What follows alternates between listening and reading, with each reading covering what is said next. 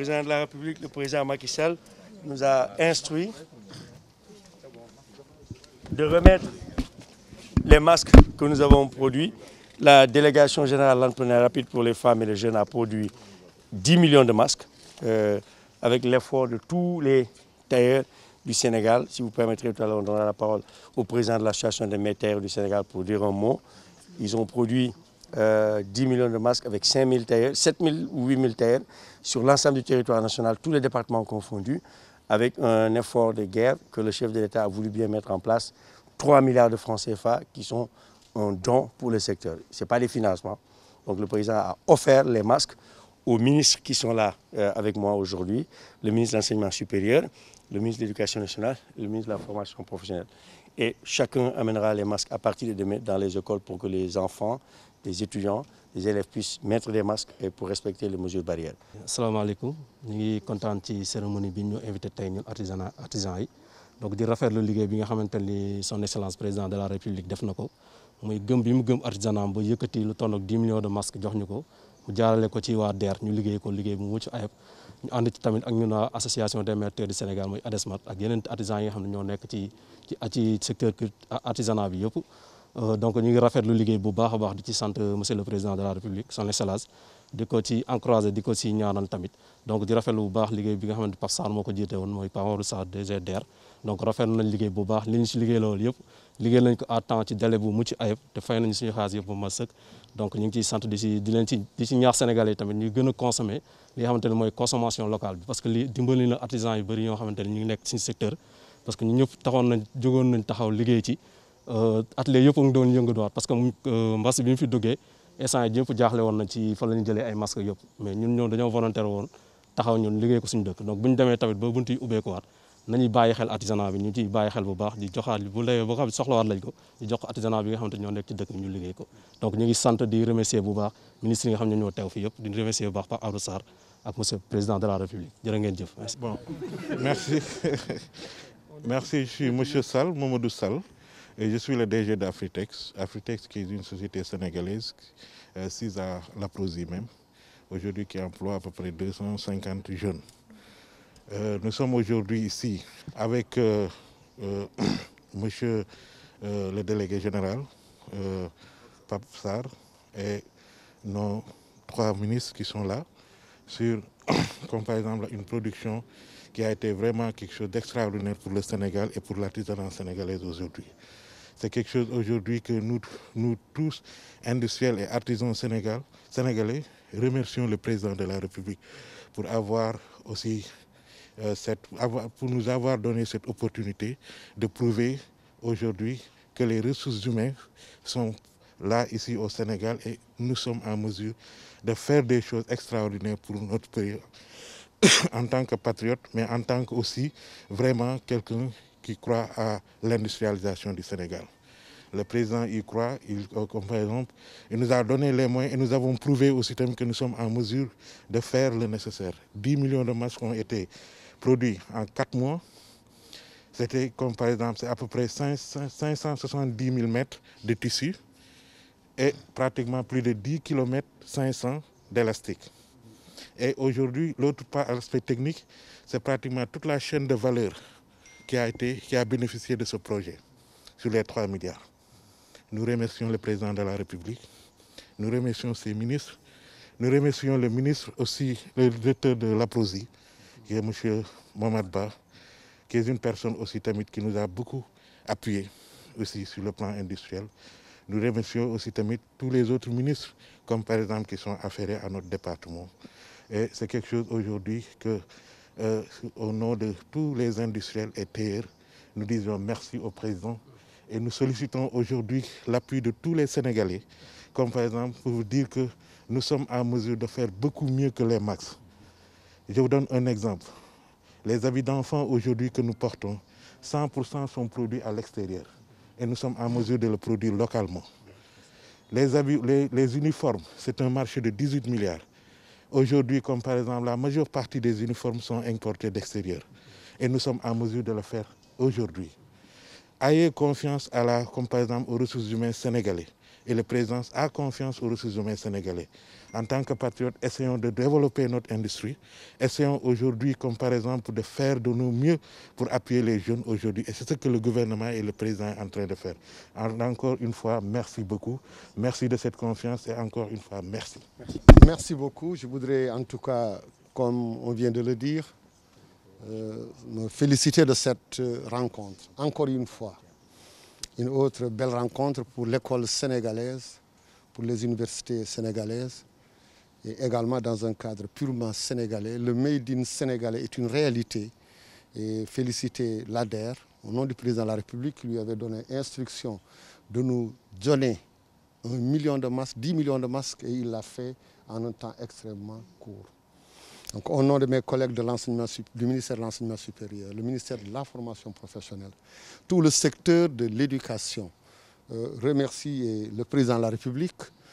qui sait que depuis que cette pandémie a existé, plusieurs efforts ont été réunis au niveau de nos ministères respectifs, au niveau des collectivités territoriales, au niveau des départements, au niveau des bonnes volontés pour protéger donc la jeunesse sénégalaise. Et aujourd'hui également, je peux dire que c'est pratiquement comme une surprise pour nous.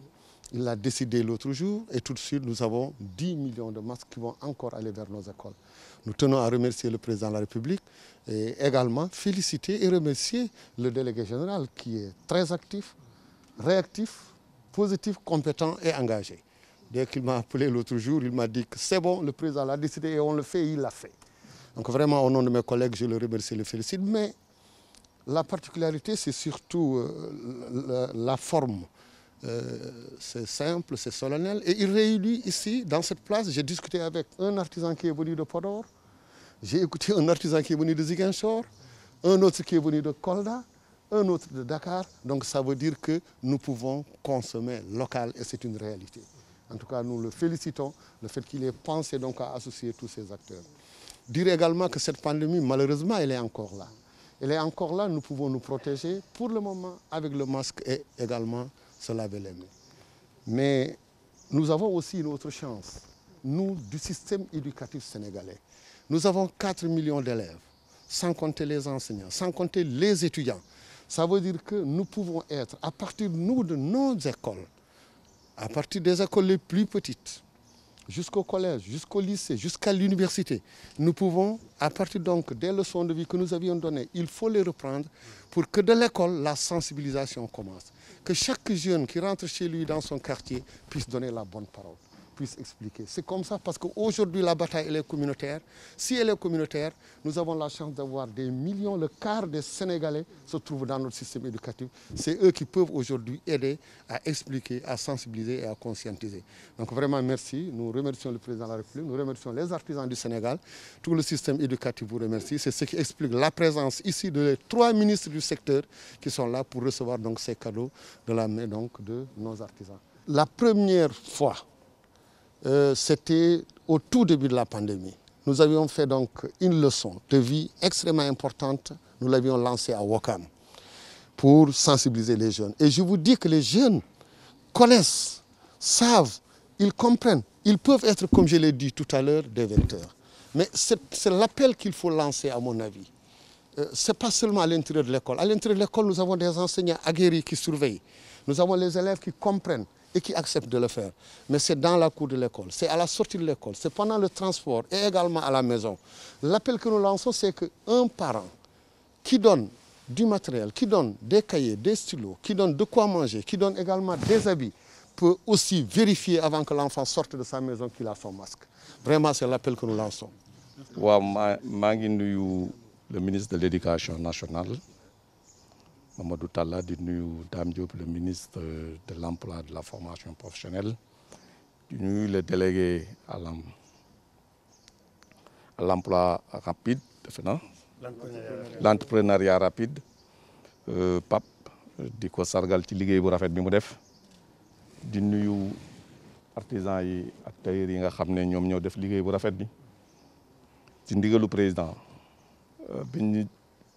mbas mi eggee ci Sénégal président dafa jël décision taxawal benn programme bu ñu di force Covid 19 mi nga xam ne dafa doon liggéey pour que réew mi ci koom-koomam ak ci bànqaasam yëpp mën a fexe ba mbas mi bu fi ñëwee tamit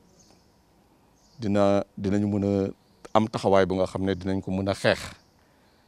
ko ba nga xam ne li mun na la lor du bari parce que mbas mi du ci feebar yi rek ci feebar bi rek mais aussi ci impact bi moo am ci koom-koom bi loolu yëpp il fallait ñu taxaw ci fànn boobu defe naa force Covid 19 di gis-gis bu leer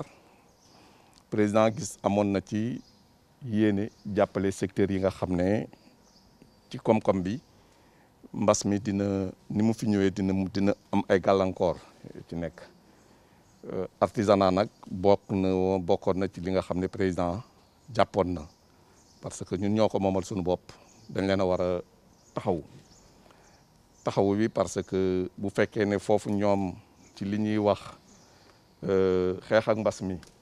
bu fa dëgëree mën naam ci askan wi yëpp dina noonu la fay mel moo tax mu jëloon ne dina leen jox liggéey bu nga xam ne dina am njëriñ tool ci xeex bi ñu demoon moo tax mu waxoon leen dañu defar ay masque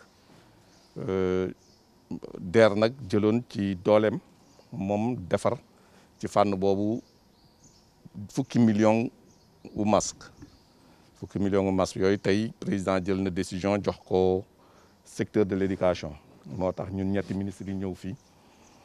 taxaw di ko jël di indi tamit suñu cantu communauté éducative bi am ci Sénégal éducation nationale dina ci am 5 millions amoon nañu benn formation professionnelle am ñett enseignement supérieur am 2 millions muy fukki mot ak transport 1 million mooy fukki mot loolu nag day wane tamit ba léegi taxawaayu président ci xool yan secteur la ñu war a gën a mën a jàppale secteur éducation bokk na ci ñu ciy sant di ci gërëm te communauté universitaire communauté éducative bi yëpp dinañ ci sant léegi nag li ci gën a am solo mooy waxtaan ak communauté bi communauté bi nag dafa am ay xaleel am ay étudiants man ñi ma yore ñu mag lañu ñooñu dinaa wax ak ñoom mais tamit dañuy wax ak ñi nga xam ne xale lii te booy wax ak xale yi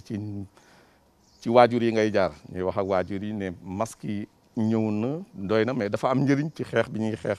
mbas mi il faut que ñu wax ak xale yi ñuy takk masque yi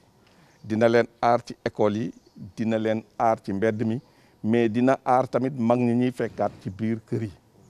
donc loolu c'est important ñu ciy wax communauté universitaire bi ñoom wane woon nañu li ñuy wax résilience seen taxawaay mais là dama leen di ñaaxaat parce que li président joxe ci turu askan wi yëpp la cela veut dire bu askan wi bàyyee ci ñoom xel ñoom tamit dañoo war a taxaw ni mu war a taxaw parce que 2 millions de masques ci secteur de l'enseignement supérieur loolu effort yu mag a mag la te ñoom tamit sant nañ ci mais dañ ci war a taxaw tamit taxaw si yore ko wane exemple ci jeunes yi nga xam ne ñoom la ñu nekkal di takk masques yi fu ñu nekk takk ko ci amphi yi takk ko ci cité universitaire yi takk ko ci biir dëkk yi ci dëkk fi ñu dëkk ak fépp et di ci joxe message boobu loolu laa ci doon sant di gërëm waa APROSI maa ngi gërëm le directeur général fi may jeexale la mais man fii laa bokk tamit ci APROSI laa bokk donc maa ngi koy sant ci liggéey bu rafet bi muy def moom tamit denc na masque yi ci bërëb bi donc tamit hébergé na ay entreprises yu nga xam ne tey ci Sénégal ñu ngi liggéey bu am solo ci industrialisation et loolu ñu ngi leen ci ñaax nañ ci gën a gërëm parce que seen taxawaay tax na ba Sénégal ñu ràññee ko jox ne président mooy champion ci de l'industrialisation ci décennie bi loolu ba léegi tamit jërë ngeen jëf asalaamaaleykum wa rahmatullah